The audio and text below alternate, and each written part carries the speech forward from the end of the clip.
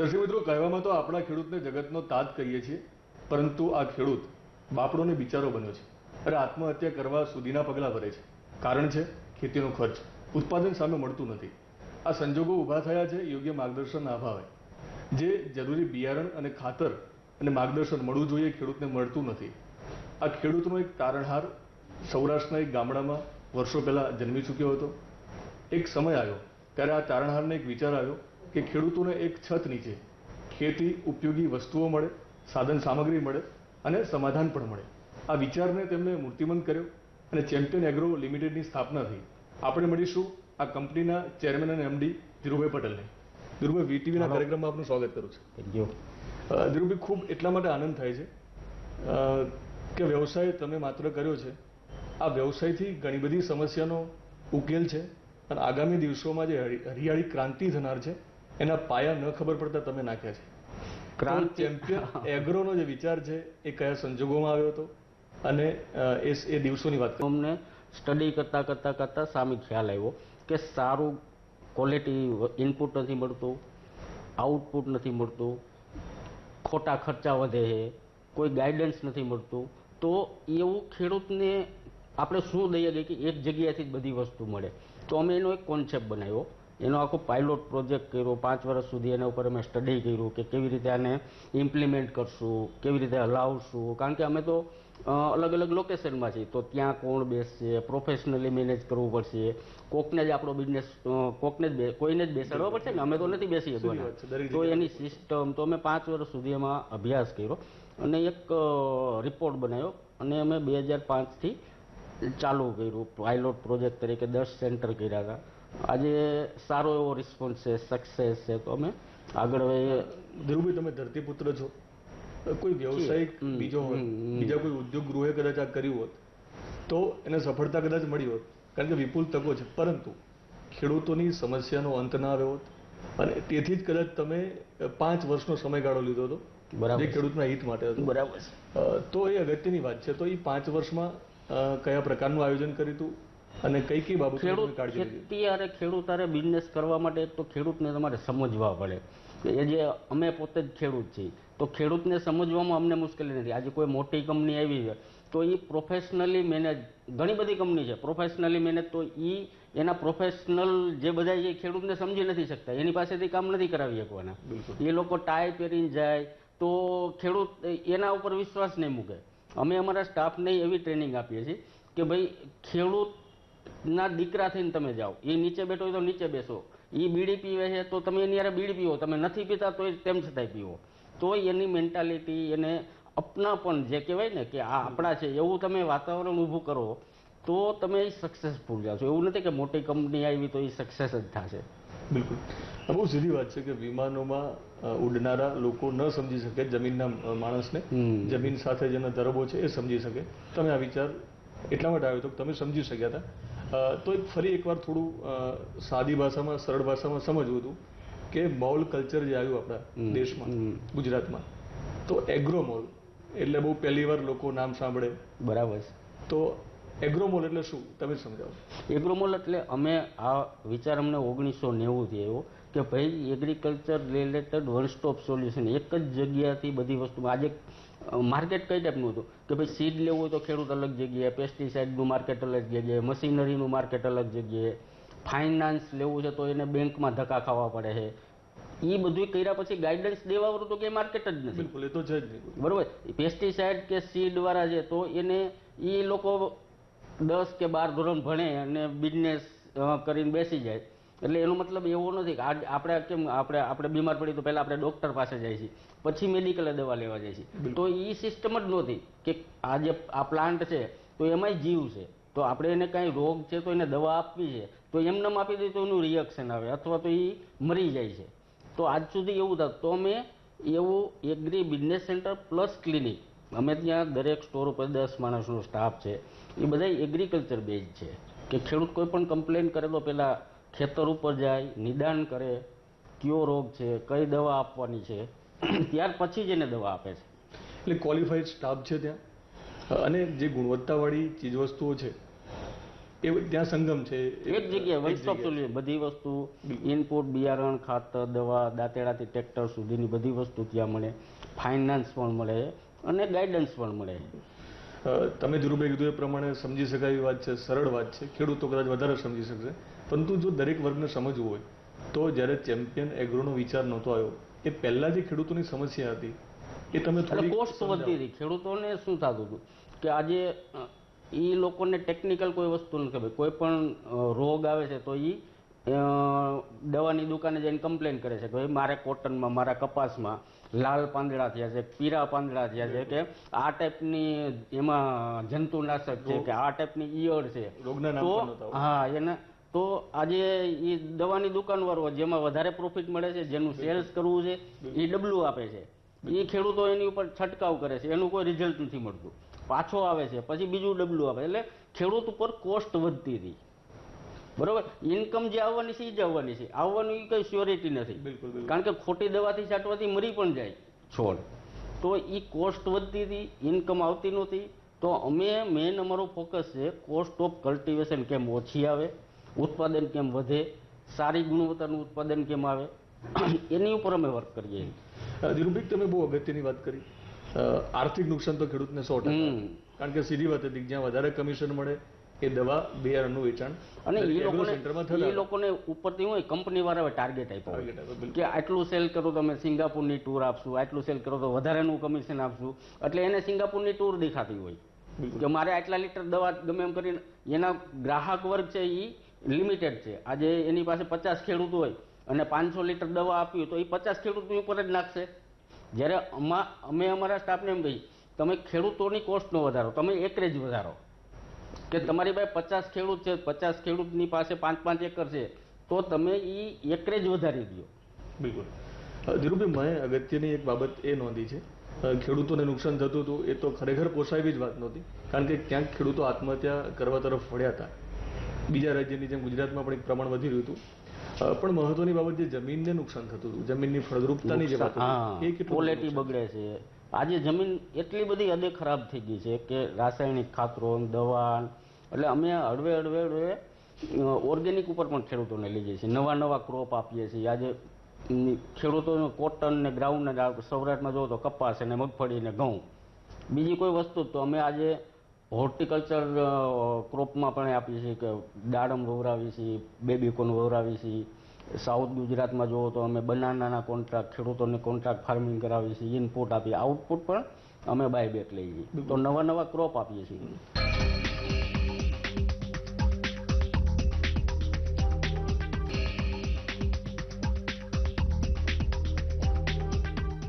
ખેડૂતો સાથેનો નાતો છે, ખેડૂતોના હિતને જોઈને તમે અલગ અલગ દિશામાં પ્રયત્ન કરો. ખેડૂતોને કેમ ક્યાં શું કરવાથી વધારે પ્રોફિટ મળે, એ બધી વાતો ફરી પાછી વિસ્તારથી કરવી છે. પણ વચ્ચે એક પ્રશ્ન એ કરવો હતો કે ચેમ્પિયન એગ્રો મોલ, હવે ફરી એક સવાલ એ આવે છે કે સારી કંપનીઓ ની ત્યાં વસ્તુઓ મળે છે ખેડૂતને, પણ જે ભાવમાં જે ફરક પડ્યો અને ખેડૂતોને પોસાય એવા ભાવ અને કંપની પણ સ્ટાન્ડર્ડ, તો એ કઈ રીતે શક્ય બન્યું? જે વચ્ચેની જે આખી ચેન હતી, કોઈ પણ કંપની છે તો એના આખા રાજ્યના એક FNV એજન્ટ હોય, પછી ડિસ્ટ્રિક્ટના ડિસ્ટ્રીબ્યુટર હોય, તાલુકાનો ડીલર હોય, પછી નાના ડીલર હોય, પછી કસ્ટમર સુધી પહોંચતું હોય. તો એ વચ્ચેની જે ચેનલ છે એ અમે આખી રિમૂવ કરી નાખી. તો વચ્ચેનો જે ચેનલ છે એ 2-5%, 5-10% બધાને પ્રોફિટ તો હશે જ ને. તો એ કોસ્ટ કોની પર? એન્ડ યુઝર ઉપર જ આવતી હતી. તો અમે એ રિમૂવ કર્યું. Direct manufacturer to farmers. અમે મેન્યુફેક્ચરર તો અમે એડવાન્સ પૈસા આપી, ક્વોન્ટિટી ઉઠાવી, તો અમને એ પરચેજ ઘણું બધું નીચું જાય છે ને ખેડૂતોને અમે સસ્તું પણ આપીએ છીએ.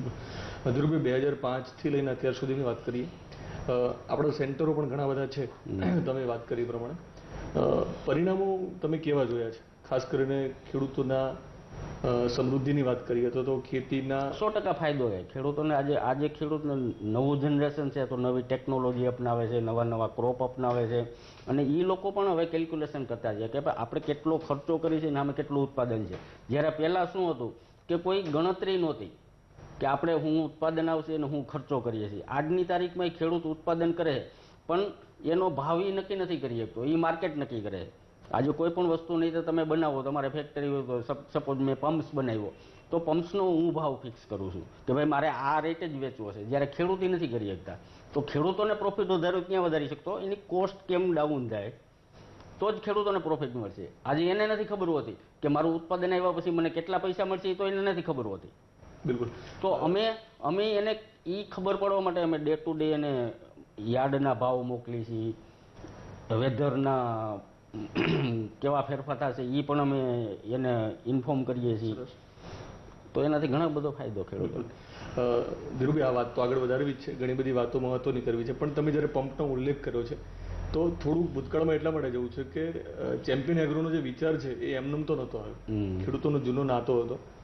તો એ તમે 1990ની વાત કરશો ત્યારે તમે સૌ પ્રથમ વ્યવસાયની શરૂઆત કરી, કયો વ્યવસાય? 1990માં અમે જ્યારે ભણતર પૂરું થયું, સમજો અભ્યાસ પૂરો થયો, ત્યારે પહેલેથી એવું જ હતું કે આપણે અભ્યાસ પૂરો થાય પછી કોઈ ઇન્ડસ્ટ્રીઝ કરવી છે કે જેને બધા ઓળખે એવી ઇન્ડસ્ટ્રીઝ કરવી. તો એ ઓલા એમથી પમ્પ્સ બનાવવાનું ચાલુ કર્યું. પમ્પ્સ બનાવવાનું એટલા માટે કે જ્યારે ભણીને આવ્યા ત્યારે ઓઇલ એન્જિનનો ડાઉનફોલ હતો, કે ઓઇલ એન્જિન પહેલાં ચાલતા, પછી ઇલેક્ટ્રિક બધે આવવા માંડ્યું, તો પમ્પ્સનો જમાનો આવ્યો, નવા નવા પમ્પ્સ ત્યારે ઘણી ડિમાન્ડ હતી, તો અમે પમ્પ્સ બનાવવાનું જોયું. તો એવું નક્કી હતું કે પમ્પ્સ બનાવો તો સારામાં સારી ક્વોલિટી જ આપવી એમ. તો અમે એના માટે અમને તો ખબર નહોતી પમ્પ્સ કેમ બને, તો અમે તો મેનેજમેન્ટના સ્ટુડન્ટ, કોઈ એન્જિનિયર નહોતા. તો અમે એક 20 વર્ષના એક્સપિરિયન્સ એન્જિનિયર હતા, એને અમે પાર્ટનરમાં લીધા અને એને 20 વર્ષમાં જે પ્રોબ્લેમ હતા પમ્પ્સમાં એ સોલ્વ કરી અમે સારી ક્વોલિટીના પમ્પ્સ બનાવ્યા અને ઘણી સફળતા મળી એમાં. ધ્રુવી, તમને આજે જ મળવાનું થયું છે, પણ એવું લાગે છે કે તમે બિલકુલ અભ્યાસ વગર ખેડૂતો પર તો અખતરા ન કરવાવાળા માણસ છો, ખેડૂતનો દીકરા છો તમે. તો જે 20 વર્ષના અનુભવવાળા જે એન્જિનિયરની શોધ હતી એ થોડો સમય લાગ્યો હશે, પણ એ આખી જે સફર છે એ તમે પૂરી કરી અને યોગ્ય માણસ સાથે તમે શરૂઆત કરી. 100%. એ વખતે પંપો પણ બહુ જાણીતા બન્યા હતા આપણે. 100% ચેમ્પિયનના નામથી પમ્પ્સ વેચાતા હતા. આજે કોલગેટ વેચાય એવી રીતે ચેમ્પિયનના નામથી પમ્પ્સ વેચાતા હતા. ચેમ્પિયનની વારંવાર આપણે વાત કરીએ છીએ તો દર્શકોને પણ જિજ્ઞાસા હશે, જે સહજ મને હોય છે. તો આજે બ્રાન્ડ નેમ છે ચેમ્પિયન, તો ચેમ્પિયન નામ આપણે શા માટે આપ્યું? ચેમ્પિયન ત્યારે એવું હતું કે અંધાથી આગળ હોય, કે જે છેલ્લી મોમેન્ટ સુધી લડતા હોય પણ હારે ને, એનો વર્ડ કેવો તો સામે આવ્યું ચેમ્પિયન, તો એનું ચેમ્પિયન નામ રહી ગયું. એટલે હારવું નથી, જીતવું છે અને ખેડૂતોને જીવાડવા લડવું છે. બિલકુલ સીધી વાત છે. ખાસ કરીને ફરી પછી આપણે ચેમ્પિયનની વાત કરીએ એગ્રોની, તો થોડું વિસ્તારથી સમજવું હતું. આજે ગુજરાતમાં કયા કયા વિસ્તારમાં આપણા એગ્રીમોલ છે, સેન્ટરો છે? મેક્સિમમ તો સૌરાષ્ટ્રમાં છે, પણ અમે હવે કચ્છ, સાઉથ ગુજરાત અને આઉટ ઓફ ગુજરાત પણ પ્લાનિંગ કરી રહ્યા છીએ.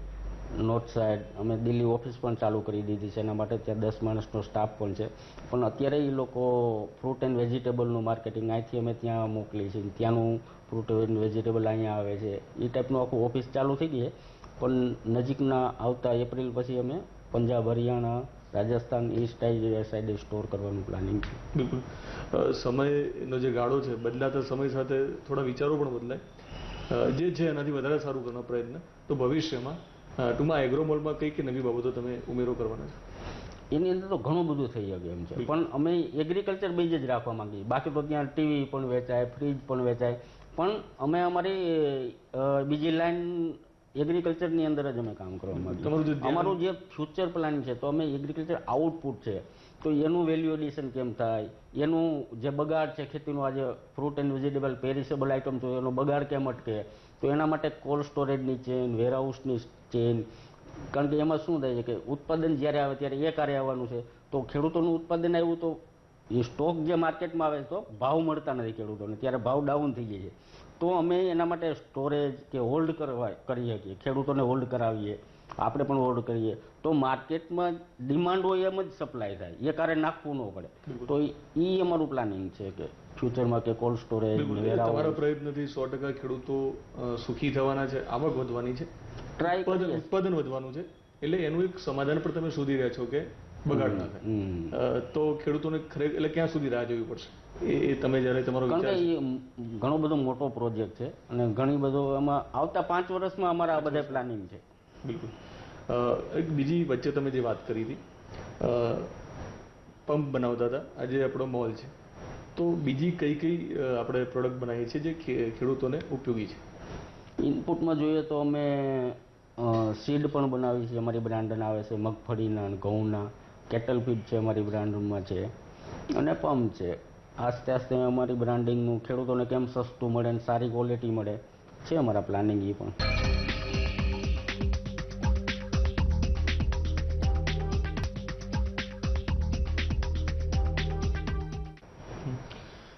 થોડીક એ વાતો પણ કરવી હતી.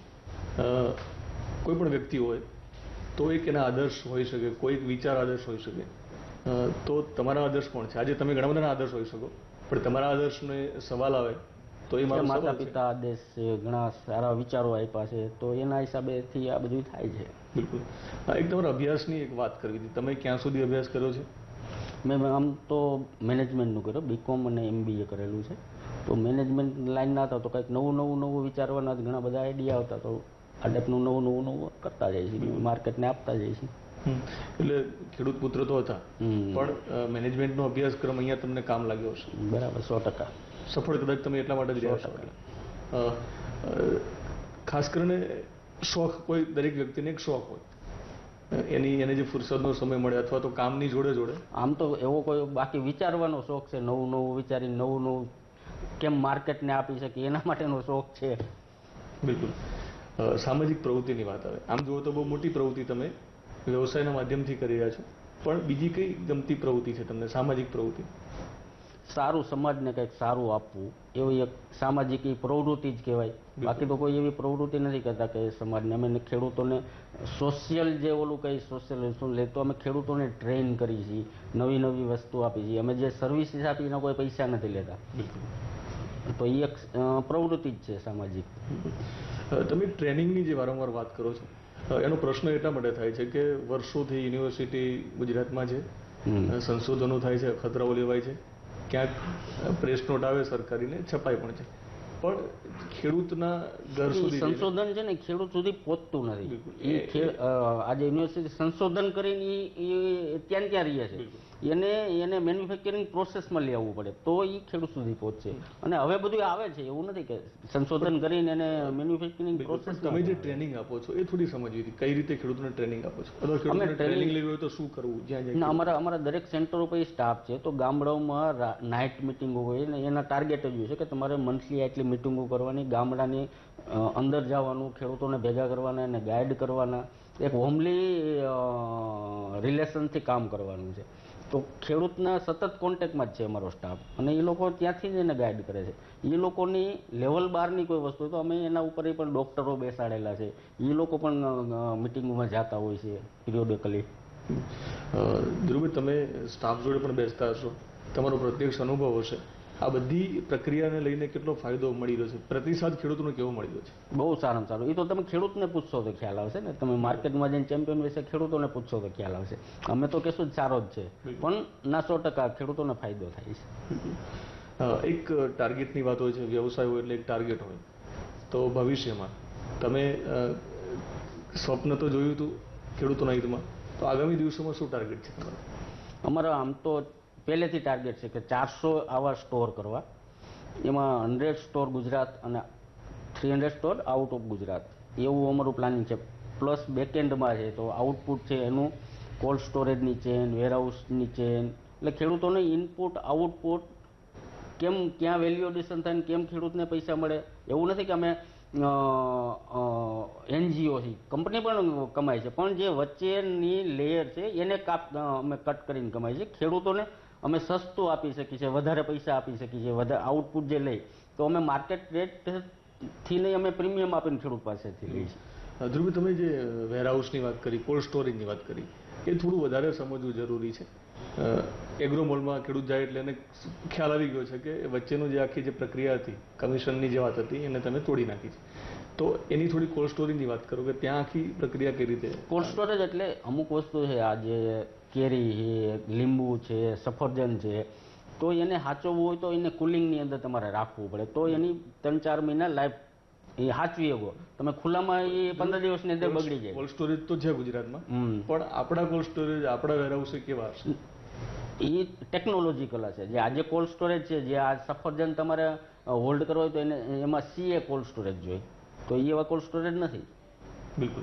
તો એ પ્રોડક્ટને કઈ ટાઈપના કોલ્ડ સ્ટોરેજ એ અભ્યાસ કરીને તમે કોઈ એનું બાંધકામ કરો તો એ બધી વસ્તુ શક્ય છે. ધ્રુવભાઈ, કંઈક વિદેશમાં પણ જો કે અહીંયા તો વિશાળ તકો છે, અહીંયા પણ કદાચ તમે પ્રયત્ન કરો, દોડ કરો તો પણ દરેક ખેડૂતોના હિતમાં કામ કરો તો વર્ષો ઓછા પડશે, પણ ભવિષ્યમાં કંઈક બીજા દેશમાં પણ આ પ્રકારનું કશું કરવાનું? ના, અમારું પ્લાનિંગ તો ઇન્ડિયામાં જ એવડું બધું એગ્રીકલ્ચર માર્કેટ છે કે અમારી જેવી 10 કંપની આવે તો પણ એ પૂરું નથી થઈ શકે એમ.